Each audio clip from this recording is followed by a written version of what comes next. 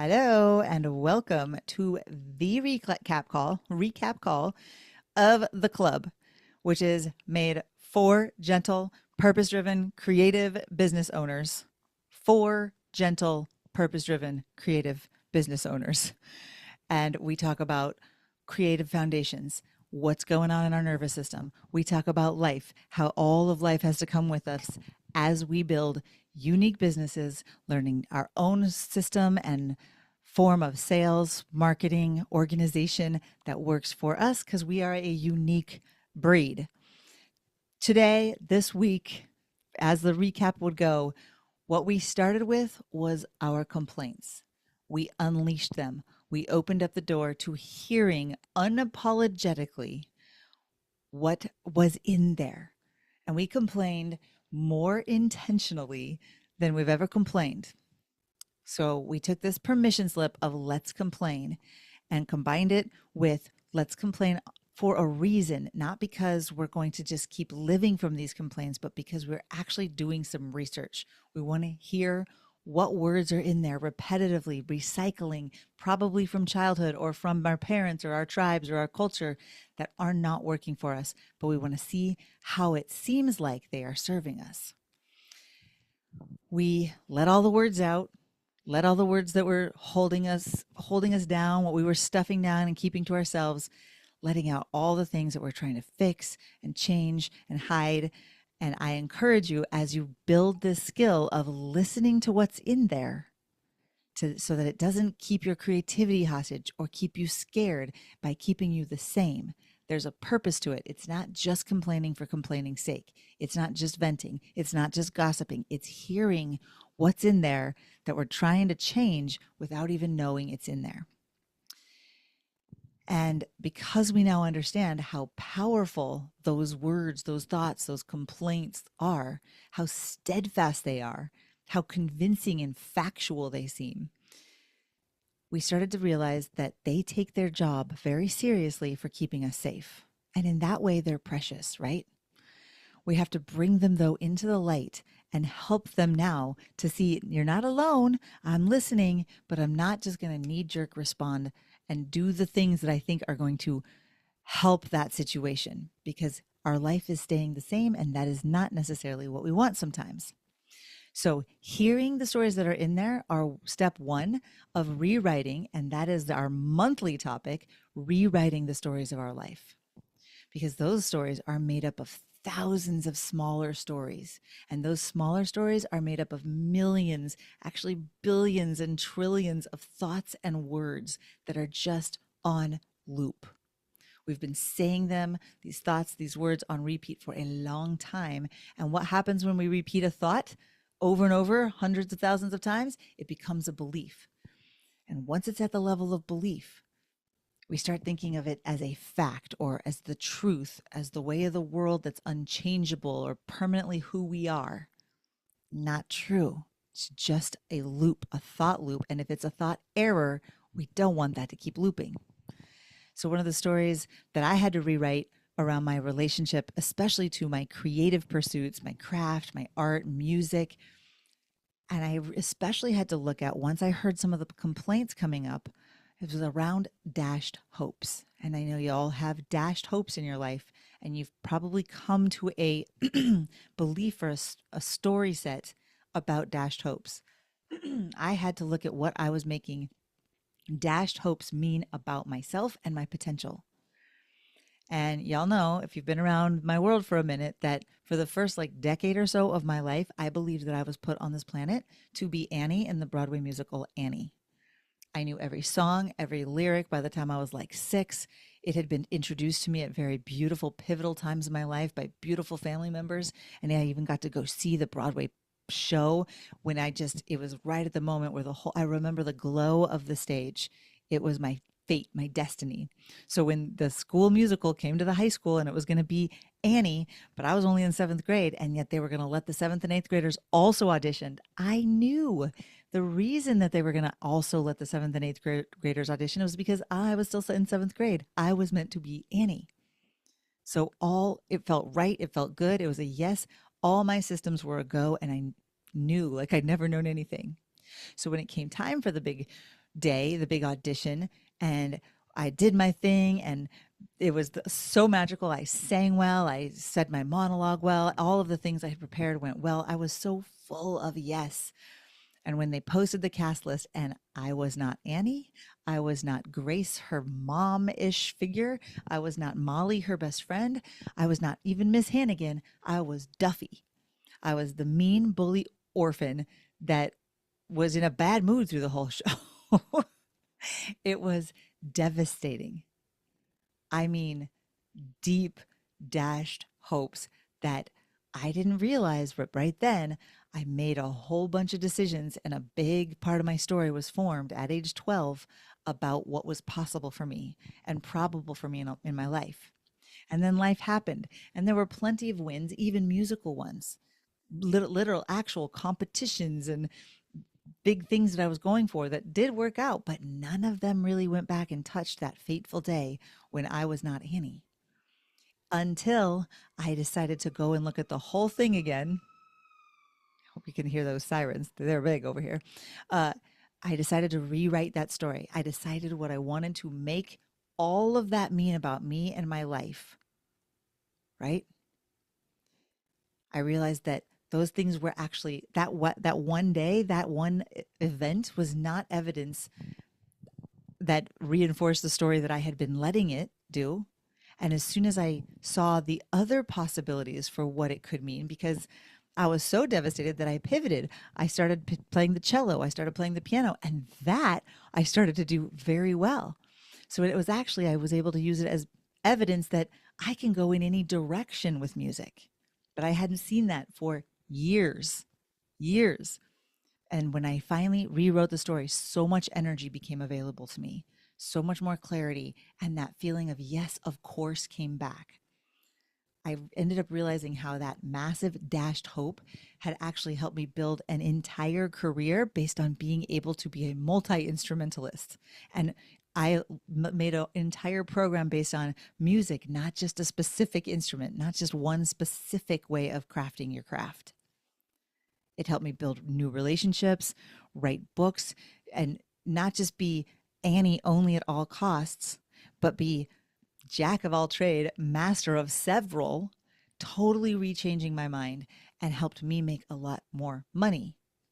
So if you want to change some part of the sticky, painful parts that are not working of your life, your daily experience, and you want to do it like yesterday, if you want to stop struggling invisibly and always running into questions like what's wrong with me and what's the point, you must decide who you are to you.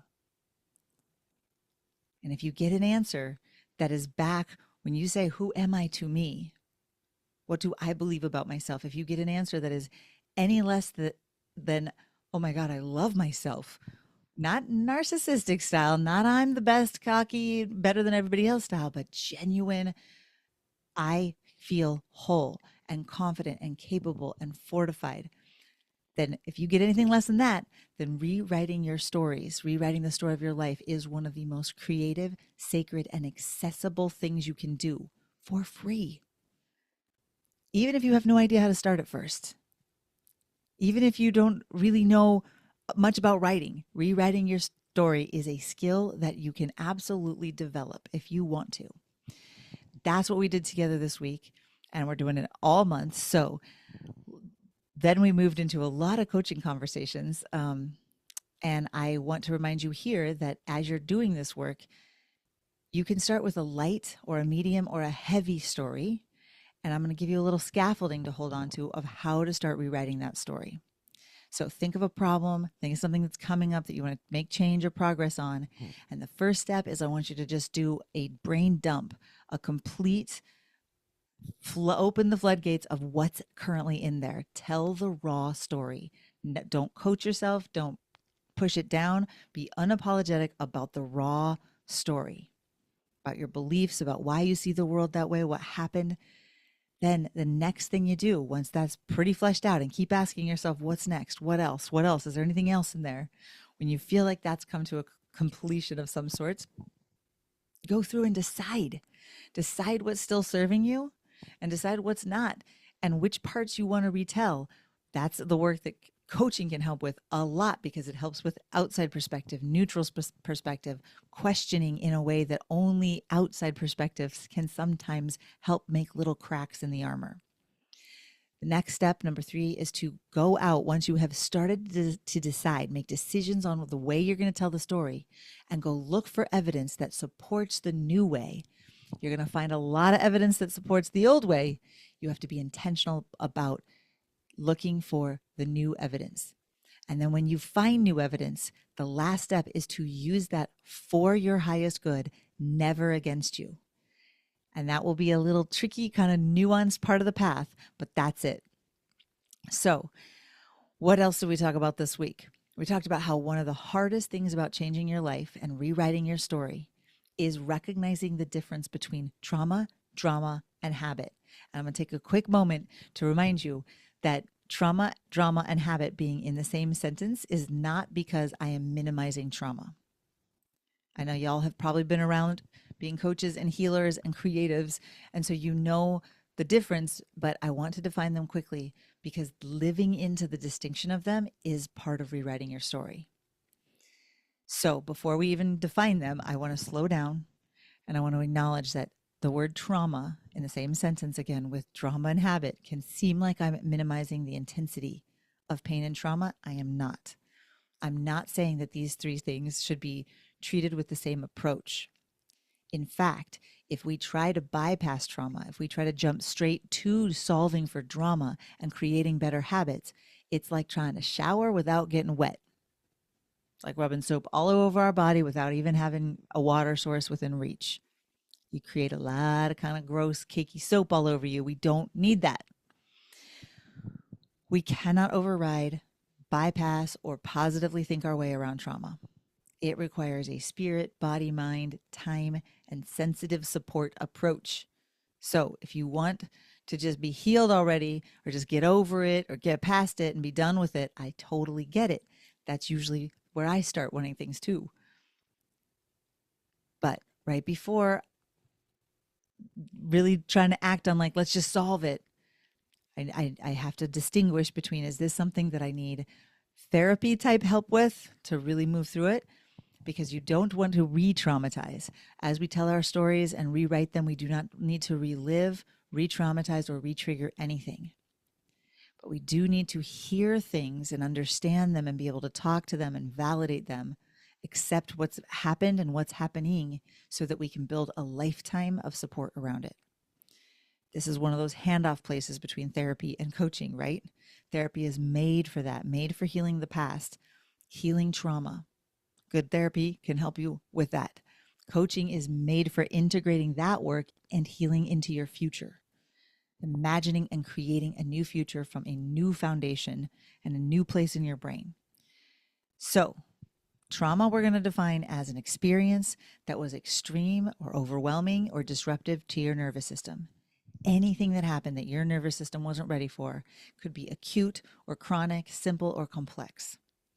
Could be of the emotional variety, psychological, or physical. I think of traumas like snowflakes. No 2 are alike, so we can't deal with them in exactly the same way. We experience trauma in our own unique ways. Its impact is unique, and our ability to cope with it is unique. Now let's go to drama. The way we define drama in the club is simple: story. The drama is the story you're telling about something. In its original Greek sense, drama was literally meant to be a story acted out on the stage, intentionally having conflict and emotion and excitement because that's interesting and engaging to us. When I work with younger clients, I love how they're like, I got this problem, but I don't necessarily want to do anything about it because it's kind of fun. It's kind of interesting. Kind of makes school more fun. So we have to acknowledge that sometimes our drama and our stories are really interesting and engaging to us. And in the way we use it now, not just in Greek playwright time, we also mean drama is something when we're talking about someone else's problems and issues that are causing us problems. So there's drama. And habits we're defining are the things that we do regularly on repeat, many times without even knowing we're doing them. So that's very simple distinctions, but why is it important? How does this help you rewrite your whole life? Here's how. If you don't get and stay clear about the differences of those three things, trauma, drama, and habits, they can all be working against you without you ever even smelling a problem. If you do know the difference, but you kind of use them interchangeably, it can get a little confusing to make any significant lasting change, and you can start to do the cycle of hopelessness and despair. If you don't get honest about when you're just telling a story or playing out a habit that's familiar and comfortable, you'll make stories and habits even out of trauma. It'll be very confusing. So that's why when we play the trauma card, when it's not actually about trauma, it's the ultimate ace card. When we mistake our drama for trauma, we can get into re-traumatizing territory. We can get worked up emotionally, mentally, physically, even when there's no physical trauma or the trauma is not actually present in our experience. So I want to be clear, I'm not talking about the type, hello, welcome, type of trauma that we do need therapy with. I'm talking about when trauma accidentally slips in to a drama and habitual cycle. That leads to more drama, feeling like trauma, and it can become a habit. Are you tracking? It's tricky. So this is what we are unpacking together in the club. It can be tricky to even communicate. So remember, you can start with any part of your experience, a light story of something dramatic, a medium story of a habit that you're dealing with, or the heavy if you have the right support. Whatever your wisdom brings up for you as I talk or as you do this work, trust that it is perfect for you and that your brain will put things together. So one of the examples I gave this week was I was raised in a family with some pretty conflicting money beliefs. There's never enough was on one hand, and sometimes there was we have so much, you've got to be grateful for what you have. Sometimes there was it's bad to want anything or need anything. It kind of takes from the rest of our family. And there was also let's go on a shopping spree and spend money we don't have because it'll help us feel better. Very confusing, conflicting beliefs. Every Christmas I heard at least once, Christmas is canceled. We're taking all the presents back. We don't have any money. And yet every morning I woke up on Christmas Day and so Santa had brought double to triple the amount of presents I thought were possible. The whole house was sparkling. It confused me. People with lots of money are bad and money makes everything better. I got both. So think of some of these thoughts in your own head where there might be some confusion. And so you made some stories and some habits around dealing with those. The net effect for me, though, was fear and scarcity.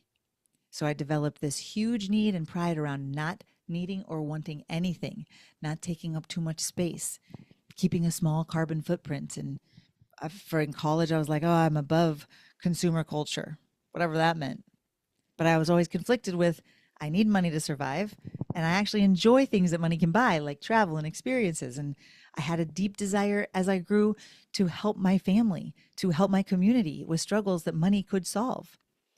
So when I decided to intentionally leave the corporate world and make less money for a while as I became an entrepreneur, I didn't even know that's what I was doing. It brought up all kinds of unhealed trauma and drama and habits. They all sprung into action, first without me even knowing it. So I did a lot of therapy. Then I took a lot of courses and I did heal. And you can too. And almost 2 decades later, though, when it was time to pivot a business again, and I decided to shift and move away from one that was lucrative and generating plenty of money without much effort on my part, I knew that I might have another income decrease. Go ahead and dip on purpose. I had things lined up, but I also knew that it might touch trauma, drama, and bring up habits. And did it? Yes. A lot of unnecessary drama too. But does it mean that I don't now have the skills of not indulging, sometimes indulging the habits or being dramatic about it? But it also means that I can pull it together a little faster and zoom out and become aware and find that I might be getting some twisted relief from thinking or feeling sorry for myself. All of those still happen, but the chain is shorter. I wake up a little faster. So here's what I want you to know. As soon as you realize you're in a habit or you're in drama, as soon as you realize it, that you're not present, you become present in that moment. As soon as you realize you're caught in an internal loop, a story, you're no longer caught. And you can capitalize on those moments. But what we do in those moments is we go, oh, what's wrong with me? Why am I doing that? That's where we stop. We stop. We have a solid boundary with ourselves around nothing's wrong with me. That's very human. Trauma, drama, and habits are very human. And as soon as we see the habit, even if we're in mid-habit, you have the option to opt out. So right now, think about making this distinction in your own life between trauma, drama, and habit. Think about the stories that are coming up for you in your own life, in your past, and start to apply this. And lastly, we talked about how easy it seems to solve other people's problems and not wanting to take up too much space in this world.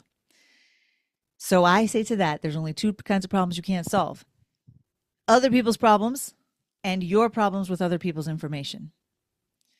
So we are going to start working with that and staying within our own lane, because the only thing more painful than feeling powerless is being powerful but not doing anything with it.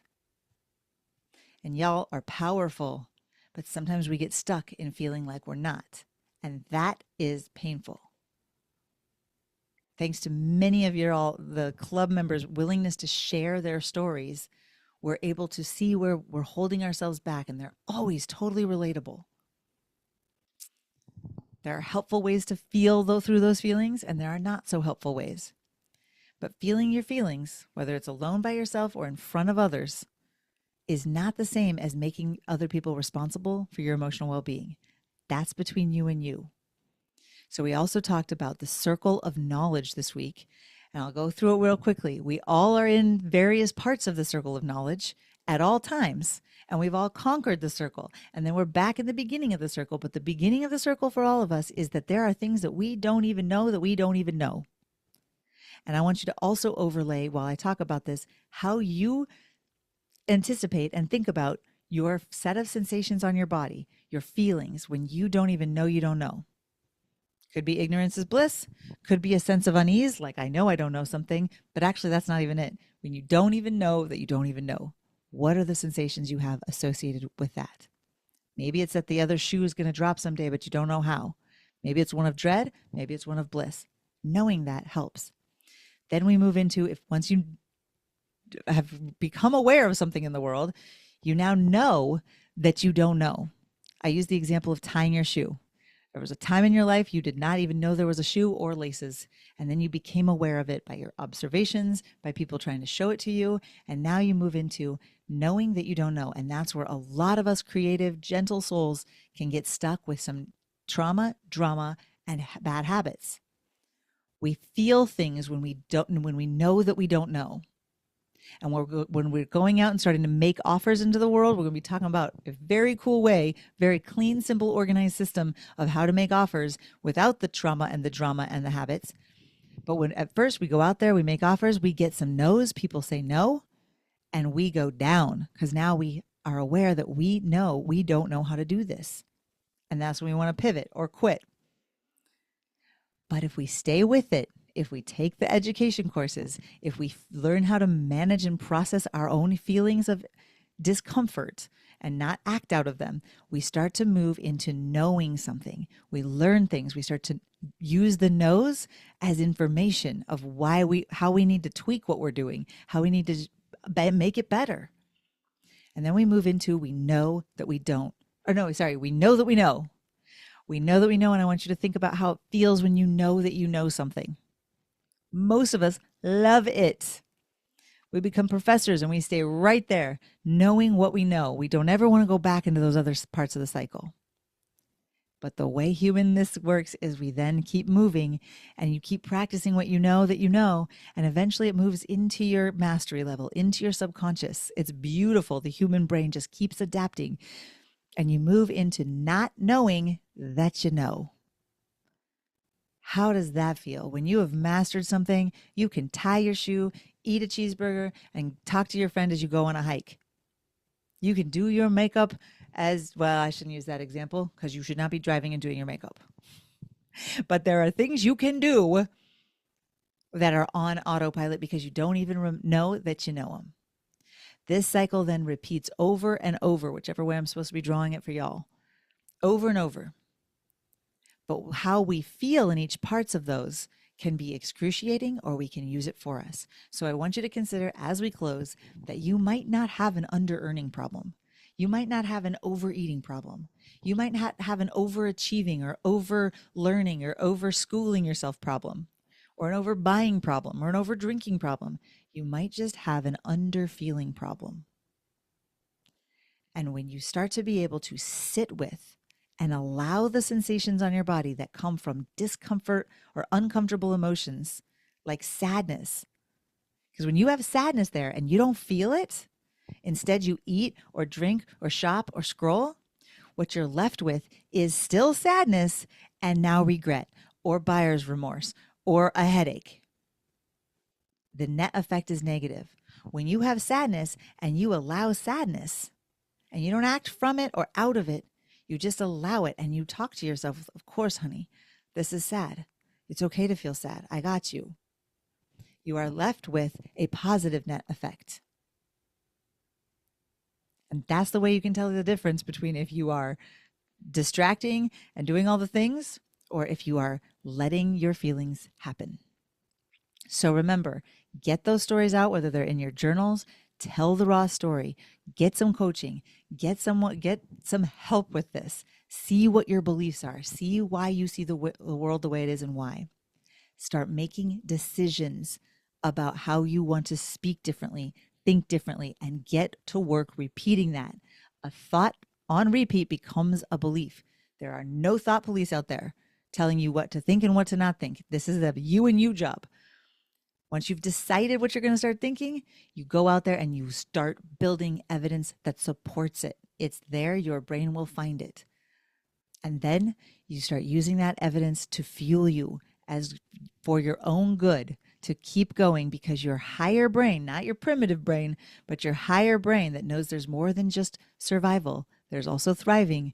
It will start to help you. Will start to help you see the evidence and help you keep growing. That's what I have for you this week, my friends. I love you. Mwah. See you next time.